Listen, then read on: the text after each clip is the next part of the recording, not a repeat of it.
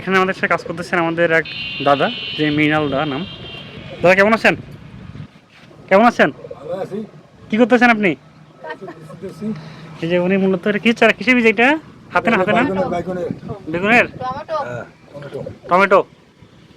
এ সুন্দর করে দেন কাজ করেন। ওরা সুন্দর করে কোকোপিটের চারা তৈরি করে মূলত এখানে বীজ ফেলতেছে। হ্যাঁ, এটা হচ্ছে কোকোপিট। এই কোকোপিটটা হচ্ছে আমরা যারা বলি যে মাটিবিহীন চারা করার জন্য এটা ইউজ করা হয়। এখানে কোকোডাস্ট আছে, জৈব সার আছে এবং আরও কিছু উপাদান আছে। তো এখানে উনি বীজ ফেলতেছেন। কাজটা কেমন দাদা? কাজ কেমন? ভালো লাগে করতে? আপনার বয়স কত? হ্যাঁ, দিন পরে কাজ করতেছেন না?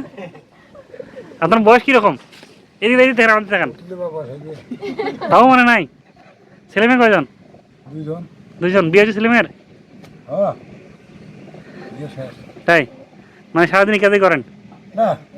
অন্য কাজও করেন? তাই? এই কাজ কেমন লাগে? ভালো লাগে? কেন বসায় না? কম টাকা দেয়? কি করে, কাজ তো কম, মানে কাজও কম টাকাও কম, তাই না? তার বয়স হয়ে গেছে, তাও তো ভালো, তাই না? আচ্ছা, আগে চারা হতে মাটির চারা, এখন কিছু চারা কোকোপিটের চারা হয় না?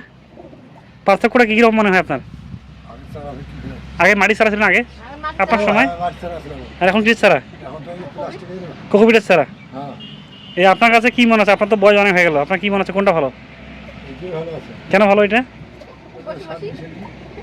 কি মিশালি? খালি মাটি। বীজ বীজ বীজ ভালো খাওয়া, বীজ ভালো খাওয়া, বীজটা তো ভালো, আগের থেকে ভালো ফলন দেয়। ঠিক মতো টাকা দেয় আপনাদের? না দেয় না? নাই না? দর্শক আমরা দেখতে পাচ্ছি যে আমাদের এক কাকি এবং হচ্ছে আমাদের যে নির্মল দা, তারা মূলত এই বীজগুলো ফেলে ফেলে মূলত আমাদের চারা করার জন্য প্রি সিস্টেমে কোকোপিট এবং কোকোপিটের মধ্যে তারা বীজ ফেলতেছেন। এরপর এটাকে পিস করার পরে আবার এর উপরে কিন্তু আবার কোকোপিট দিয়ে ঢেকে দিবেন। এরপরেই আমরা মেন ফিল্ডে যাবে, তার আস্তে চারাগুলো বড় হবে। আমরা এভাবেই মূলত চারাগুলো করে থাকি। ধন্যবাদ।